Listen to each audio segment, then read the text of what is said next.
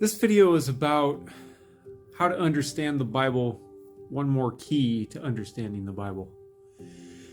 You have to understand the thing as a whole, because when you just simply take individual verses or individual stories or small chunks of it as the absolute word of God, you can get in trouble.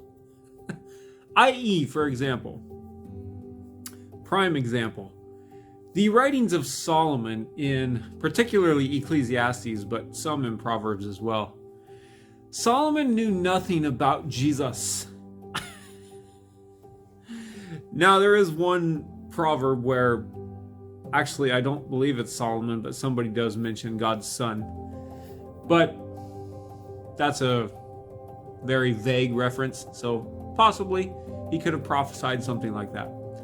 However, why can I confidently say that Solomon didn't know about Jesus? He didn't know about Christ and his finished work, because you can tell by his writings. The whole book of Ecclesiastes is filled with that kind of attitude. Well, you just gotta suck it up and just fear God, and you can tough your way through it, boy, because so many things are just pointless, and you just gotta do the best you can.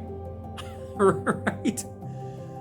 And that is completely not who Jesus is, not his message, and entirely not his accomplished, finished work and what he achieved for us as human beings at the cross through his death, his burial, and his resurrection, and that whole plan of God that we concisely call the gospel, that is just hugely, greatly infinite in scope, but gets largely buried in Christian tradition and church culture.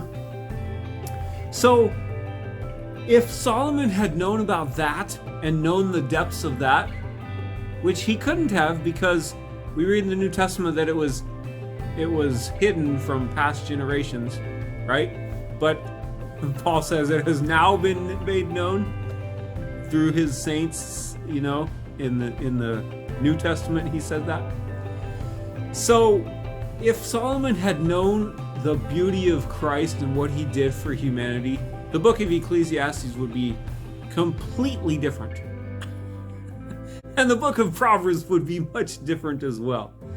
So you can't just take individual snippets out of it and run with it. You got to understand the entire finished work of Christ, and you have to understand the Bible as a whole.